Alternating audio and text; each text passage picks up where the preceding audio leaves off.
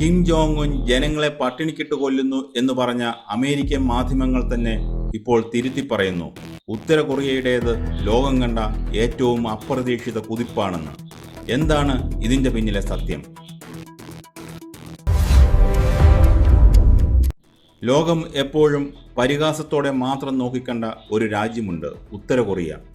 അവിടുത്തെ ഭരണാധികാരി Kim Jong ഉന്നിനെ പാശ്ചാത്യ മാധ്യമങ്ങൾ എങ്ങനെയൊക്കെയാണ് ചിത്രീകരിച്ചത്? ഒരു വികൃതി പയ്യൻ, ഇടയ്ക്കിടെ വമ്പൻ മിസൈലുകൾ പൊട്ടിച്ച് ലോകത്തെ പേടിപ്പിക്കുന്ന ഒരാൾ, അമേരിക്കയെ വെറുതെ വെല്ലുവിളിക്കുന്ന ഒരു ഏകാധിപതി, സ്വന്തം ബന്ധുക്കളെ പോലും ക്രൂരമായി കൊല്ലുന്ന ക്രൂരൻ. ഇതൊക്കെയായിരുന്നു കിമ്മിൻ്റെ ഇമേജ്. എന്നാൽ ഇന്ന് കഥ മാറുകയാണ്. അമേരിക്കൻ പത്രമായ വാൾസ്ട്രീറ്റ് ജേർണൽ ഇപ്പോൾ ഉത്തര കൊറിയയെക്കുറിച്ച് പുതിയൊരു റിപ്പോർട്ട് പുറത്തുവിട്ടിരിക്കുന്നു. ലോകത്തെ ഏറ്റവും അപ്രതീക്ഷിതമായ ഒരു വളർച്ചാ കഥയാണ് ഉത്തര കൊറിയയുടേതെന്നാണ് അവർ എഴുതുന്നത്. ലോകത്തെ ഞെട്ടിച്ചുകൊണ്ട് ഉത്തര കൊറിയ വളരുകയാണ്.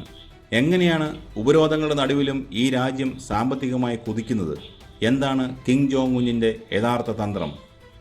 വർഷങ്ങളായി അന്താരാഷ്ട്ര സമൂഹം ഉത്തര കൊറിയയ്ക്ക് മേൽ കടുത്ത ഉപരോധങ്ങൾ ഏർപ്പെടുത്തിയിരിക്കുകയാണ്. ആരുമായും കച്ചവടം നടത്താൻ അവർക്ക് അനുവാദമില്ല. പട്ടിണിയും ദാരിദ്ര്യവും കൊണ്ട് ആ രാജ്യം തകരുമെന്നാണ് പലരും കരുതിയത്.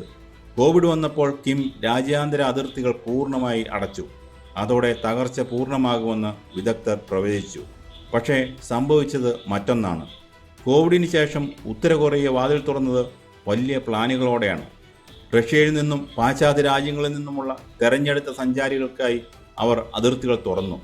അവിടെ എത്തിയ സന്ദർശകർ കണ്ടത് മുൻപ് കണ്ട ഉത്തര കൊറിയയല്ല, തിരിച്ചറിയാൻ പോലും കഴിയാത്ത വിധം മാറിയ ഒരു പുതിയ രാജ്യത്തെയാണ്. പ്രത്യേകിച്ച് തലസ്ഥാനമായ പ്യോങ്യാങ് നഗരം, അത് അത്യാധുനികമായി മാറിക്കഴിഞ്ഞു. പുതിയ കെട്ടിടങ്ങൾ, മികച്ച റോഡുകൾ, ആധുനിക സൗകര്യങ്ങൾ. ഉത്തര കൊറിയയുടെ പെട്ടെന്നുള്ള വളർച്ചയ്ക്ക് പ്രധാന കാരണം റഷ്യയുമായുള്ള ആയുധ കച്ചവടമാണ്.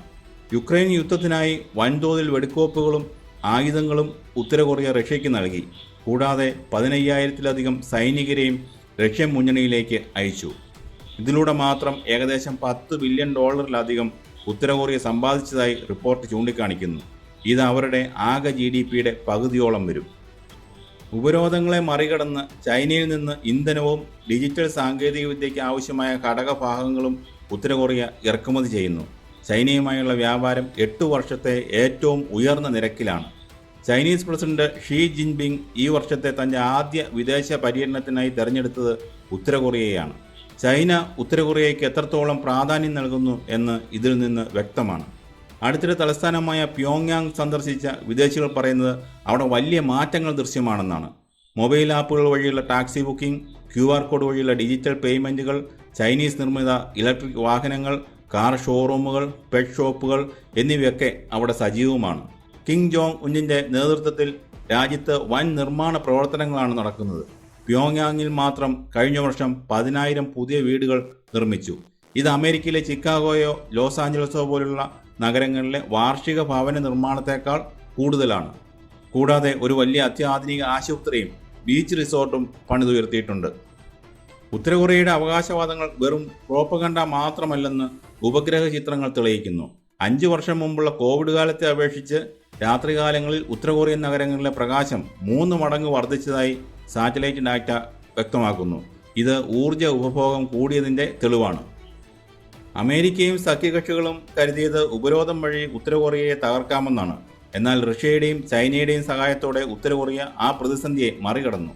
ഉപരോധങ്ങൾ കൊണ്ട് ഒരു രാജ്യത്തെയും തളർത്താൻ കഴിയില്ലെന്ന സന്ദേശമാണ് കിം നൽകുന്നത്. ലോകത്ത് പുതിയൊരു ശാക്തിക കേന്ദ്രം രൂപപ്പെടുകയാണ്. റഷ്യ, ചൈന, ഉത്തര കൊറിയ സഖ്യം. അമേരിക്കയുടെ നേതൃത്വത്തിലുള്ള ഏക ധ്രുവ ലോകത്തിന് ഇത് വലിയൊരു വെല്ലുവിളിയാണ്. റഷ്യയ്ക്ക് ആയുധങ്ങൾ നൽകുന്ന, ചൈനയുമായി തന്ത്രപരമായ പങ്കാളിത്തമുള്ള രാജ്യമായി ഉത്തര കൊറിയ മാറിക്കഴിഞ്ഞു. പക്ഷേ പാശ്ചാത്യ മാധ്യമങ്ങൾ കിമ്മിന് കാലങ്ങളായി മറ്റൊരു ഇമേജാണ് പറഞ്ഞു വരുത്തിക്കൊണ്ടിരിക്കുന്നത്. കിം ജോങ് ഉന്നിനെയും ഉത്തര കൊറിയയെയും കുറിച്ച് പാശ്ചാത്യ മാധ്യമങ്ങൾ പ്രചരിപ്പിക്കുന്ന കഥകൾക്ക് കൃത്യമായ ഒരു പാറ്റേൺ ഉണ്ട്. ഒരു വശത്ത് അദ്ദേഹത്തെ അതിക്രൂരനായ ഒരു ഏകാധിപതിയായി ചിത്രീകരിക്കുമ്പോൾ മറുവശത്ത് ലോകത്തിന് തന്നെ ഭീഷണിയായ പ്രവചനാതീതനായ ഒരു തമാശ രൂപമായി അവർ കിമ്മിനെ മാറ്റുന്നു. തനിക്കെതിരെ നിൽക്കുന്നവരെയോ തൻ്റെ ആജ്ഞകൾ അനുസരിക്കാത്തവരെയോ ക്രൂരമായ രീതികളിൽ കിം വധിക്കുന്നു എന്നതാണ് പാശ്ചാത്യ മാധ്യമങ്ങൾ എപ്പോഴും ആഘോഷിക്കാറുള്ള ഒരു വാർത്ത. ഈ കഥകളിൽ ചില കാര്യങ്ങളിൽ സത്യമുണ്ടാകാമെങ്കിലും ഭൂരിഭാഗം വാർത്തകളും വരുന്നത് ദക്ഷിണ കൊറിയൻ ഇൻ്റലിജൻസ് വൃത്തങ്ങളിൽ നിന്നോ അല്ലെങ്കിൽ അവിടെയുള്ള ചില ഗോസിപ്പ് വെബ്സൈറ്റുകളിൽ നിന്നോ ആണ്. പക്ഷേ പാശ്ചാത്യ മാധ്യമങ്ങൾ ചിത്രീകരിച്ചതുപോലെ കിം ഒരു വിഡ്ഢിയല്ല. കൃത്യമായ രാഷ്ട്രീയ ബുദ്ധിയുള്ള നേതാവാണ്.